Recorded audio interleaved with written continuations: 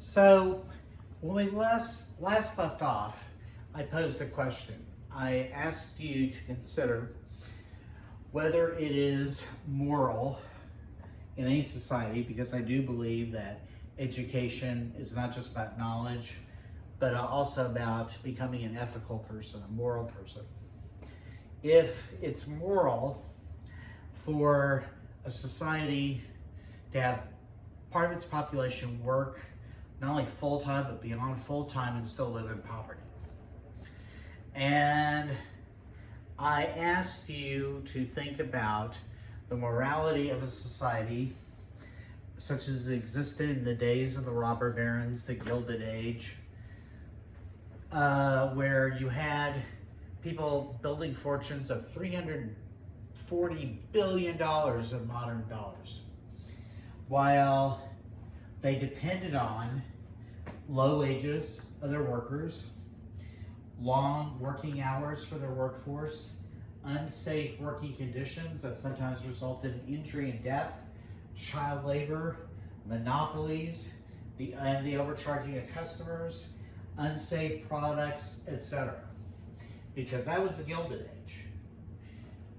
Yes, they did help fund the development of telephones and spread of telegraph lines and the spread of the railroad networks. And they did build the big cities. And they did help fund research into flight and lots of things that make our life or define our life as it is today. But it came at a tremendous cost. And the wealthy people at the very top attached their names to these innovations, to the buildings, to the museums, to the schools, to inventions. None of that was possible without their workforce, and the workforce was crushed underneath by the greed of these men and forgotten. Their names are to a large degree erased from our memory. And then I asked you to think about this. I think most of you wouldn't be comfortable with that. I think that a normal person, a person normally developed, wouldn't. I mentioned that, I feel bad if I don't return shopping carts to the corral, if I leave it in the parking lot. By the way, that's a very bad thing to do. I don't feel good if I would never park in a space for disabled drivers. I would be haunted for days with that. These people are okay if they have children working in their coal mines. So how do they do it? How do they sleep at night? Well, for them, fortunately, there's a development in science that they manipulate, that they take advantage of to make them feel justified in their exploitation. And it's an important development in science, biological science, that then gets applied not intentionally by the creator of the biological science, but it gets applied to society. It's called social Darwinism. So let's explain this. So to explain social Darwinism, we have to explain Darwinism. These are two separate phenomena. And so let me go over here. I'm going to let you see a man who does get taught in Texas schools, although there are people who would rather you not know about him or that rather you doubt his innovations. This is Charles Darwin, a British naturalist. Some people mistakenly believe he's the creator of the theory of evolution. That's not true. The theory of evolution already existed, but Darwin, in his book in 1859, The Origin of the Species, does more to systematically organize a theory of evolution, to explain step by step how it happens, and to provide documentation for it in a systematic way in details that had not existed before. So he's largely credited with this theory that already existed when he wrote the book, but he really refines it.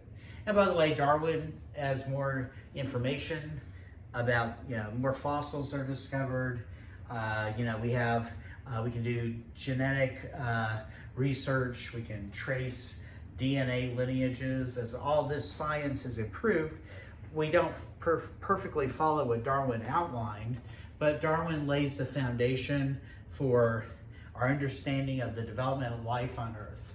And for biology, it's a foundation of biology, zoology, biochemistry. There are lots of sciences whose foundation rests on the work of Darwin. And so what did Darwin say in The Origin of Species? Well, he said that all life on Earth has a common ancestor, a common ancestral form, single-cell organisms, going back to the very beginning of organic life on the planet. And he says that life forms basically are changed by changes in the environment.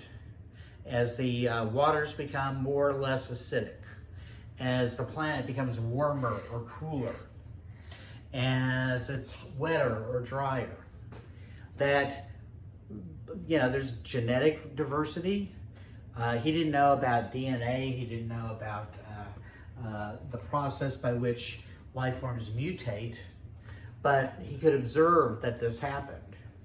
And that as species become more diverse and certain traits are more dominant one individual, other traits are dominant more other individuals within a species, that the traits that are better fitted to the environment at that time, you know, like for instance, camels, you can go long times without drinking water, are well suited to surviving in the desert than a species that requires lots of hydration.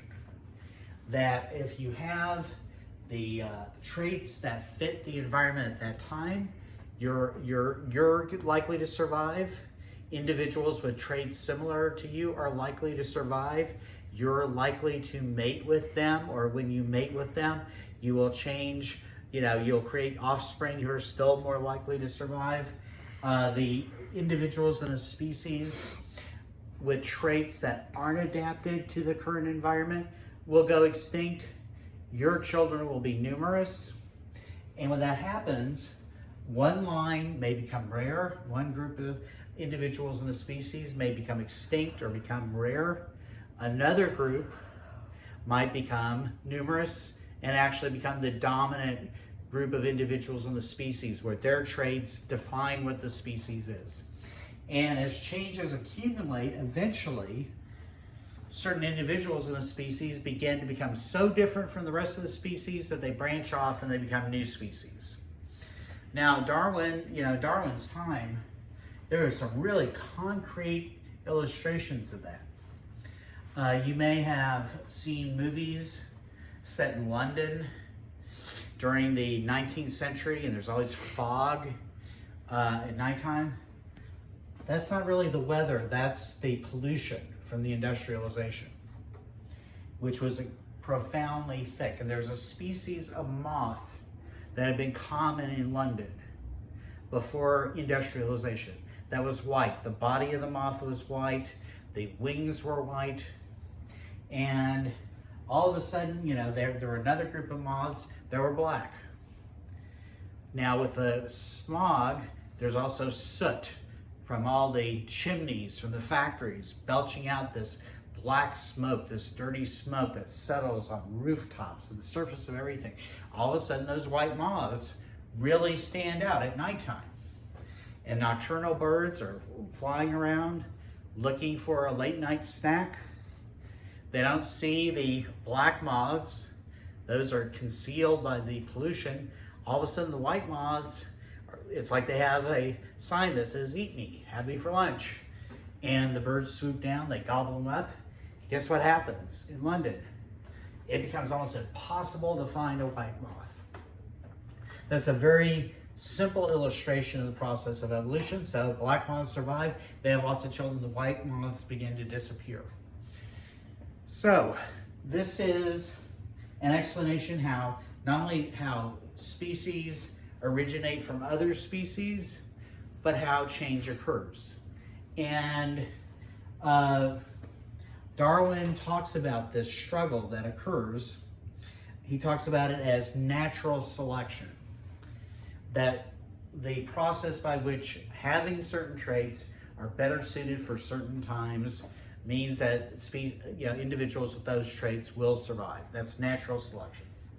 Now, Darwin did not in this book talk about human society. He talked about animals, the natural world. But there were a lot of people in Britain and America and later in other societies, Germany, etc., who think they find an application in explaining human culture, human societies. And in particular, explaining why some people in their minds are successful and some people are failures. In other words, why some people, for instance, are obscenely wealthy and some people are poor. Because in the minds of these individuals, they're rich. Success is measured by the amount of cash you have, and the amount of power, and the amount of success. They become what's known as social Darwinists. That's taking Darwin's theories about biology and applying them as an explanation for wealth inequality. And you have the British philosopher Herbert Spencer, who coins a term, by the way, that people associate with Charles Darwin, although Darwin never said it. He's the one who talks about survival of the fittest, which is sort of circular in its construction. If you're fit, you survive. If you survive, you're fit. It doesn't really, the phrase doesn't mean that much. He talks about survival of the fittest. He becomes one of the first social Darwinists, as does a man at Yale University, a Yale University sociologist, William Graham Spencer. I wanted to show you him. Let's come over here. By the way, these individuals rarely look happy. This is William Graham Sumner, again, a professor of political economy and sociologist at Yale University. Spencer, Sumner, and others say this in their works. They say that the human world is really not that much different from the natural world. Individuals compete in human society, not just for food, shelter, water, but in human society, because of the complex cultures we create, they also compete for wealth, power, and status. And so using the language of Spencer, they identify who's the fittest. They say the fittest are the people at the very top, like Andrew Carnegie, like John D. Rockefeller, like Jay Gould, like the Astors, like all the wealthy J.P. Morgan, people like that, what we call the robber barons. They're there, they're rich because of their traits. They're rich because they're the smartest, according to the social Darwinists. They're the bravest. They're the most creative, the most innovative, the most disciplined, the most determined, the ones who will put off taking a nap, the ones who will put off having a vacation, the ones who will work late at night and wake up early in the morning, the ones who are thinking about investment rather than pleasure, the ones who maybe don't spend so much time thinking about romance or sex or things like that. They're focused on creating and building and driving the society. And like I said, they're disciplined. And here's the thing that's going to really frighten social Darwinists and later their intellectual descendants, the eugenicists. They tend to have smaller families in a lot of cases because they're so focused on creating and getting ahead. That's the depiction of the rich according to social Darwinists. We'll talk about that in a second. If that's the traits of the rich, then what are the traits of the poor according to the social Darwinists? According to them, the poor are poor because they're not as smart. The poor are poor because they're lazy. Now think about that. I talked about children beginning to work at age 6, working 70, 80 hours a week, carrying heavy objects, hours and hours a day, working without breaks for endless stretches, working 6 days a week, sometimes finding another job on the 7th day.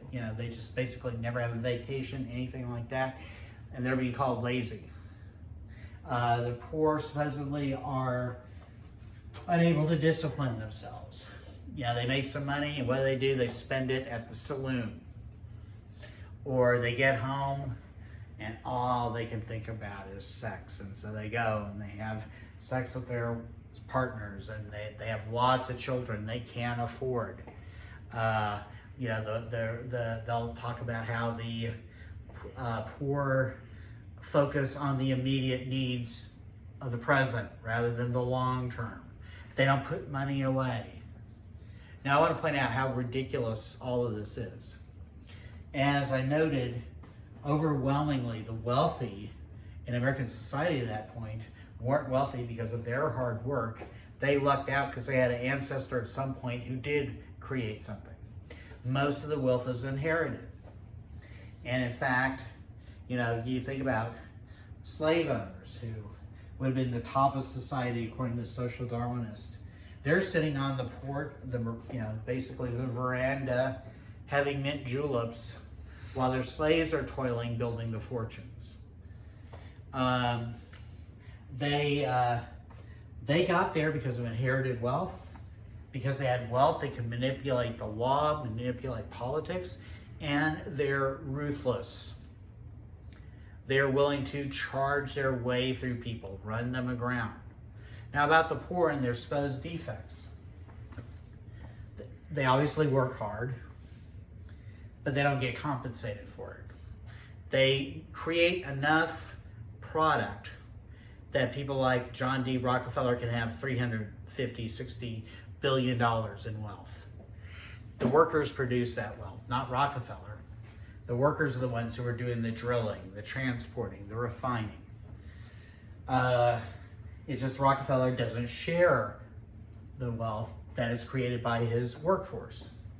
Do they spend money on alcohol? Well, you only have 1 day off a week, and you only have maybe 12 entire hours, 8 of it spent sleeping, 4 hours to do everything else in your life.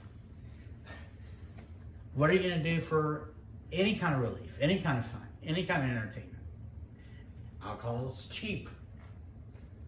They can't go on a trip. They can't travel to Italy. They can't go to a museum. Sex is pleasure. And by the way, criticizing that as, quote unquote, a lack of discipline, having large families, let's be clear. There's no Social Security. There's no Medicare. There's no aid to mothers with dependent children. In other words, no food stamps, as we used to call it. No educational aid for children.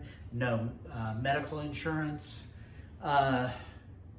These poor people have lots of children because for the poor and the working class, in spite of germ theory, in spite of the advances in medicine, depend on their children as their social safety net.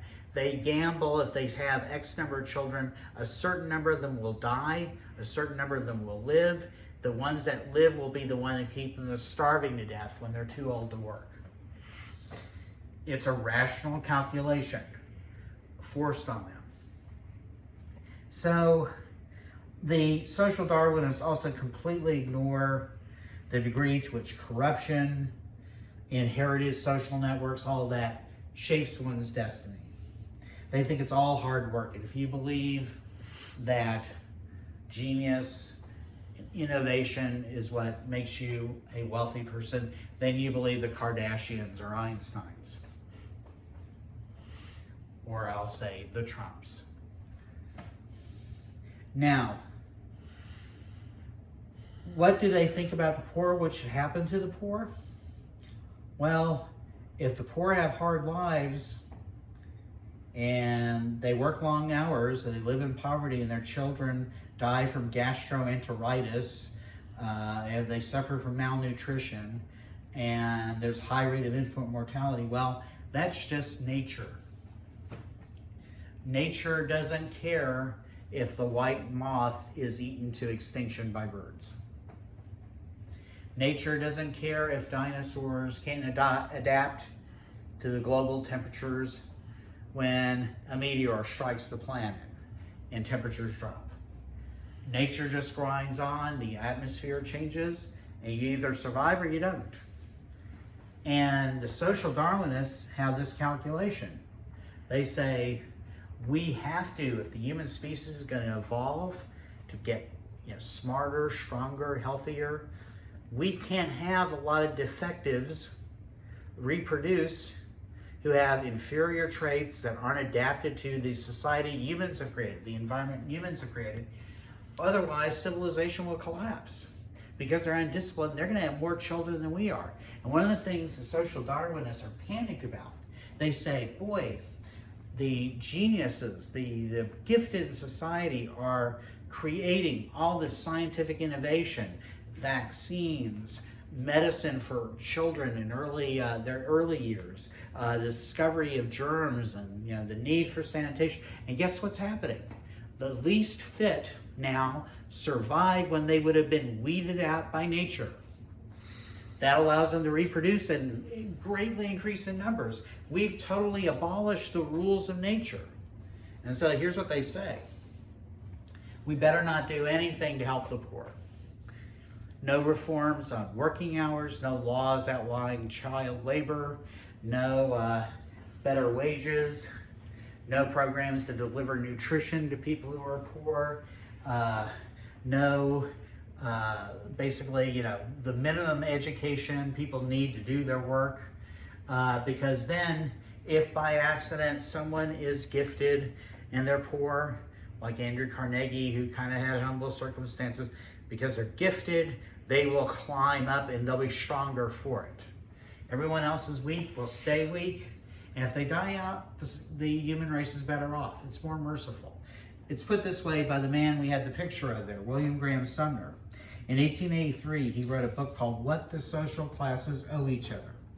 And basically the answer to the answer to the question in his title is this: nothing. Social classes owe nothing to each other. He says the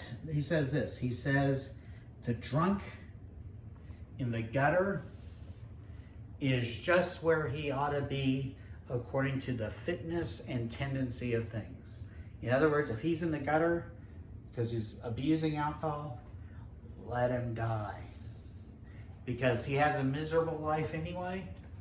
He'd want that life.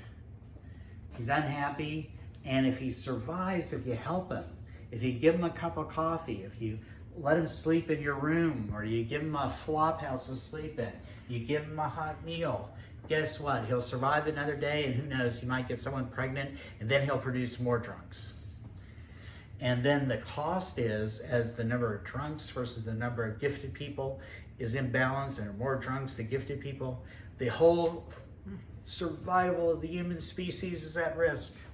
Humanity itself may become extinct. And so what they do is they flip what had been the supposed religious creed of the United States. The United States had bragged fairly early in its history about being a unique people with a unique relationship to God, being a Christian society, founded on the golden rule, do unto others whatever you do unto you.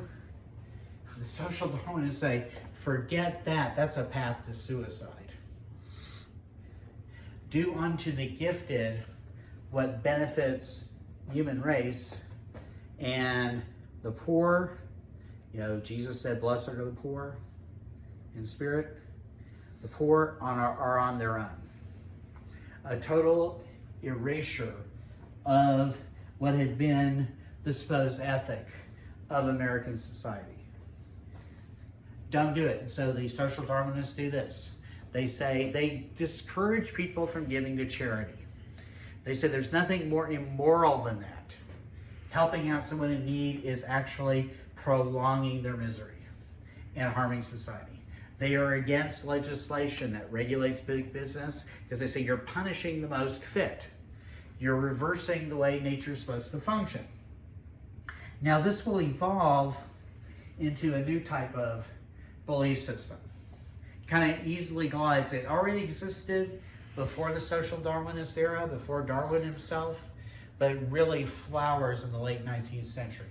So before I get to that, let me just say the social Darwinists really reinforced an idea that had already been strong in American society, the idea of laissez-faire, the idea that the economy regulates itself, that there are booms and there are busts, you know, up times, down times. It's like the tides of the ocean.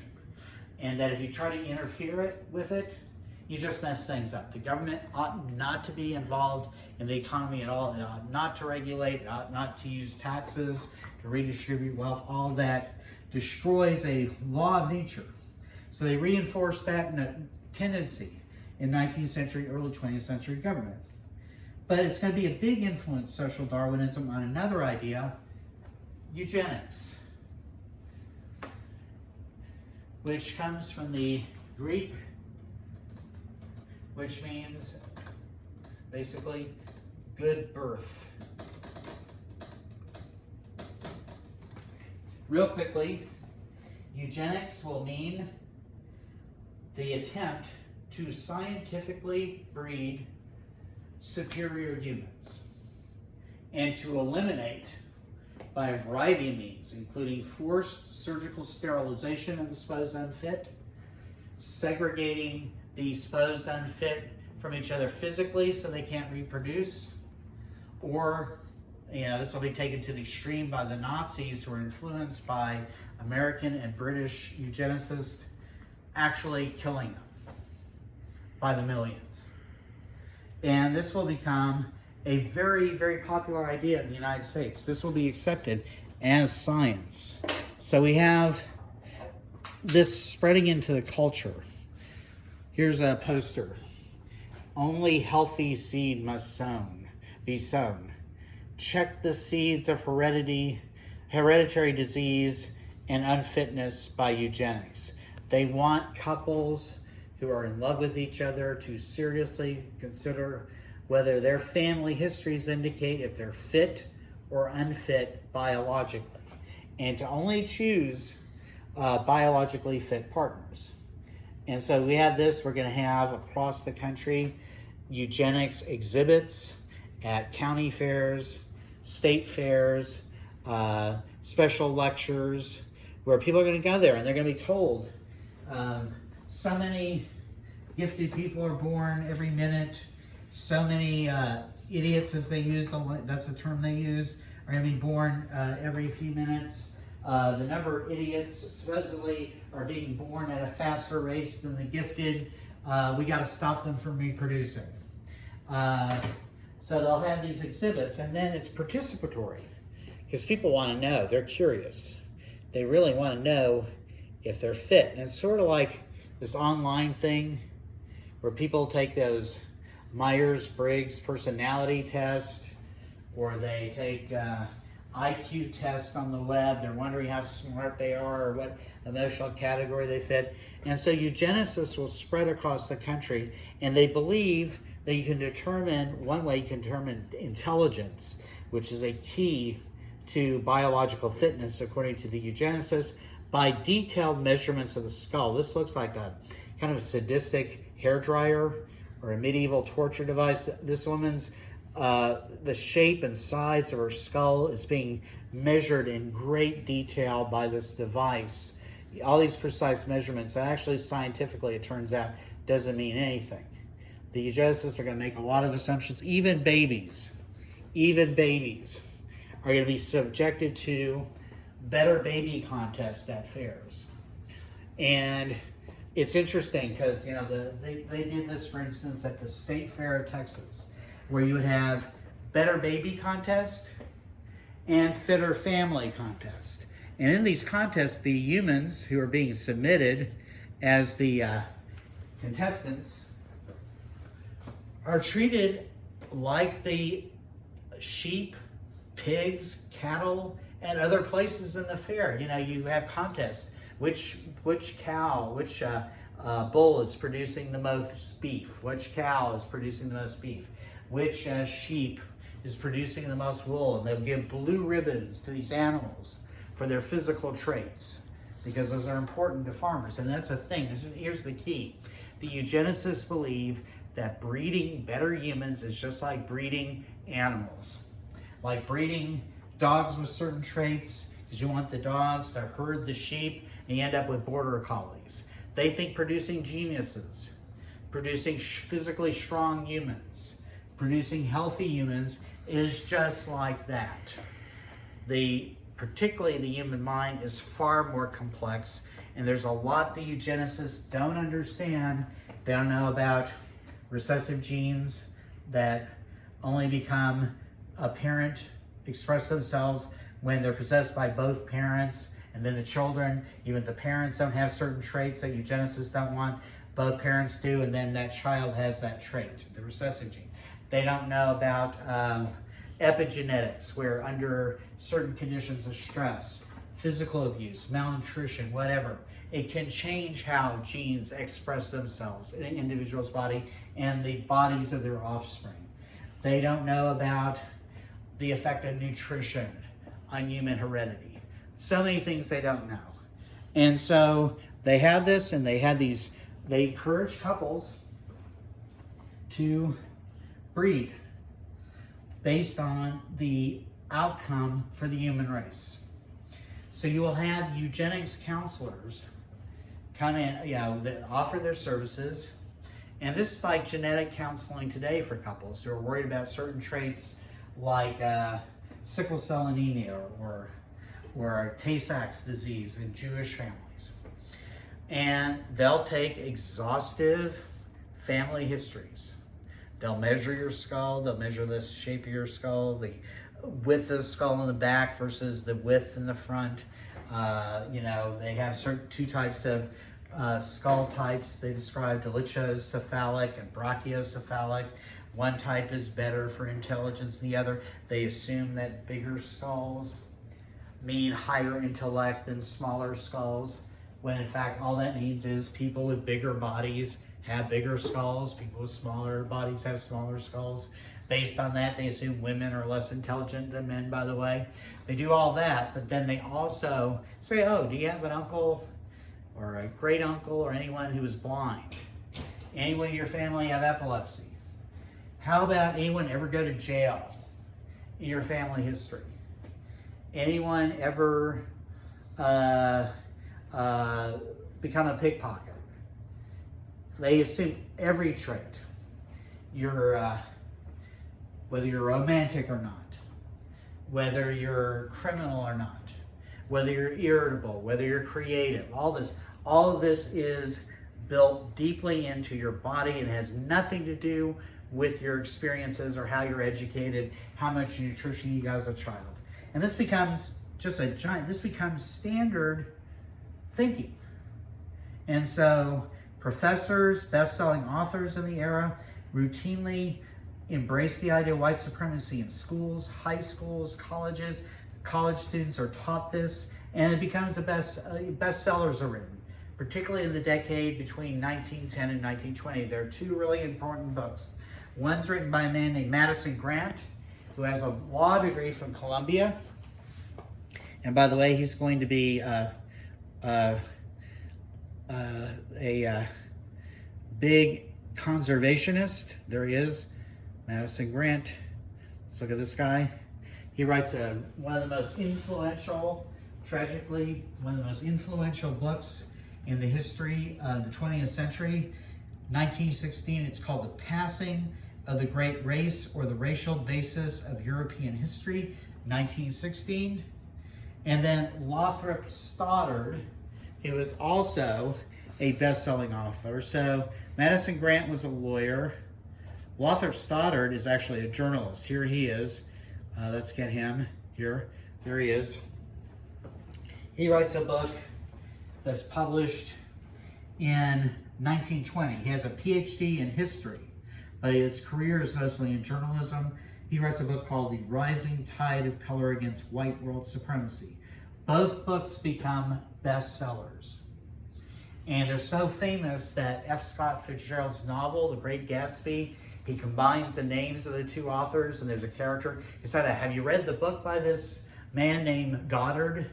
And, you know, he's combining the two names of the author. We're in real trouble if we don't do something about immigrants, because this is what the authors claim. They claim that the United States is being endangered by immigration. That the new immigrants we were talking about are watering down the national IQ. And so these books claim that African Americans have less intelligence than white people, fairly standard white racism, but also they have a greater tendency towards crime. Now, Stoddard argues, and Grant, that also the new immigrants tend to, by their biology, to be more radical politically and to threaten capitalism. And this is one reason why this idea is really promoted by elites. They want to prevent capitalism from being challenged by presenting these groups of people who are embracing, because of their poverty, socialist ideas, communist ideas, etc., as being biologically degenerate. Now, neither of these people are biologists, Stoddard or Grant, but they're going to have a big influence. And I'll mention one other thing. We'll take a break and finish this next time. They don't believe that all Europeans are, in the language of today, are quote-unquote white. They divide Europe into different races. And Grant is particularly important in making this argument, that they're European races, not a white race. And so according to Grant, you have the top of the biological scale, a group of people he calls Nordics. Those are Northern Europeans, Northern Germany, Scandinavia, people, the Anglos and Saxons in England. Below them, these are the real civilization creators, he argues. He believes that the Nordics actually created civilization throughout the Western world. They're terrible at anthropology, archaeology, etc. These people are not really scientists. But he believes that the descendants of these Nordics somehow created Middle Eastern civilization, then they migrated north, then they created Greek civilization, then they created Roman civilization, then they went up to England and created English society, and which was dominating the world at that time. Everywhere they went, they planted the seeds of civilization and advanced. When they got there, each location, some members of their group basically engaged in quote-unquote race mixing with supposedly inferior groups, and the societies fell. That's why the Roman Empire fell. That's why the Greeks fell, according to them. Below the Nordics, according to Grant, are what he calls the Mediterraneans, who are going to be the group of Southern Europeans. And the Southern Europeans are going to be, a group that's lesser intelligent than the Nordics. And then you have the Eastern Europeans, who are at the bottom of the scale amongst the races of Europe. We will talk about this in more detail, talk about how IQ tests are invented in this period, how they're misused to prove the notion that the new immigrants are a danger to America biologically. They should be kept out because of their inferior biology, and how that results in the strictest anti-immigration laws in American history. We'll talk about that next time.